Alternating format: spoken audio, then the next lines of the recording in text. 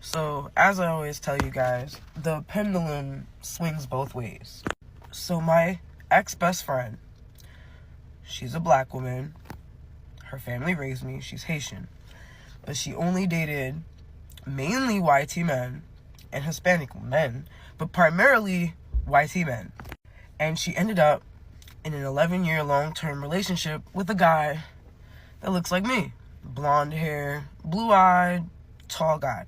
He ended up being a covert narcissist. His mother was a racist, never approved of her, was always making nasty remarks and nasty comments. Now, mind you, she put up with this for many, many years. Many years. And she was too embarrassed and ashamed to let anyone believe that her relationship was anything less than perfect.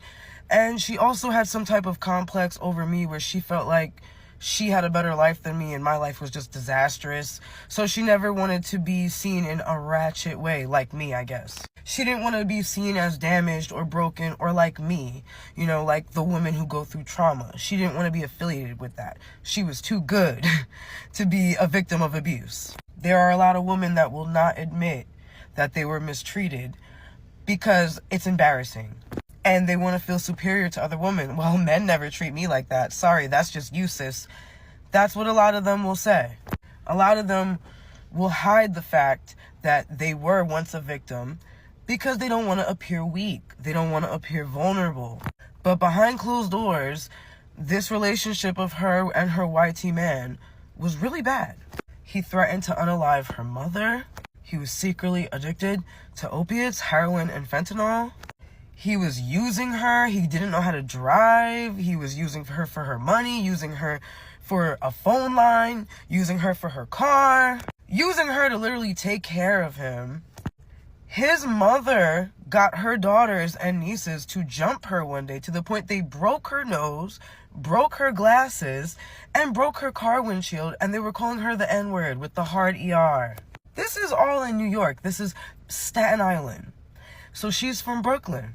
And she goes to racist Staten Island to visit her YT boyfriend's family, who's racist. And they jump her and break her nose and bust out her windshield. She needed surgery. She couldn't breathe through her nose properly ever since that day. And she still stayed with him.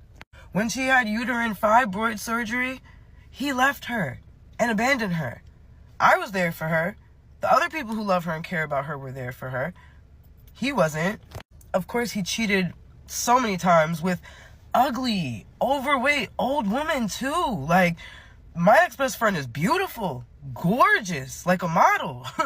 This man treated her so bad, she really started trying to affiliate with YT people and started to hate herself and act out in very self-destructive ways. And I have another ex-friend who is my child's father's cousin.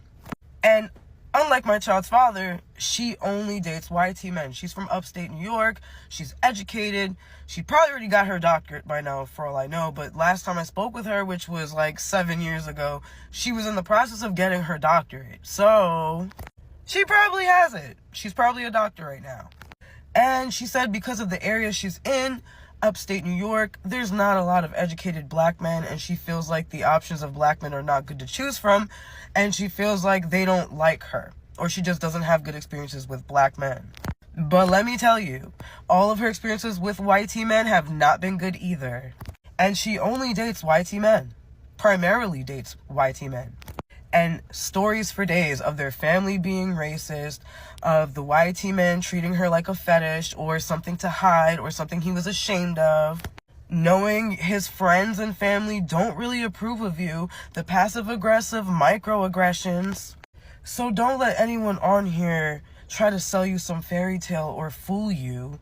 The YT man, I know black women personally, born and raised with them, who only dated YT men.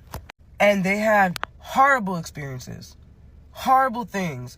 Something happened to that girl, my child's father's cousin. One of them tried to break into her house, assault her. They both been through a lot of abuse. And both of them are the type of people to never admit it. There's a lot of women who are too ashamed to admit that they were a victim because they don't want to see themselves as a victim.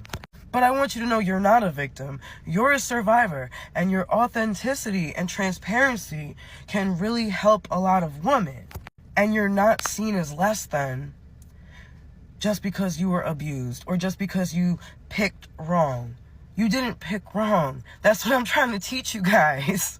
No matter what you pick, this is probably going to be your outcome. That's why all of us have the same experiences.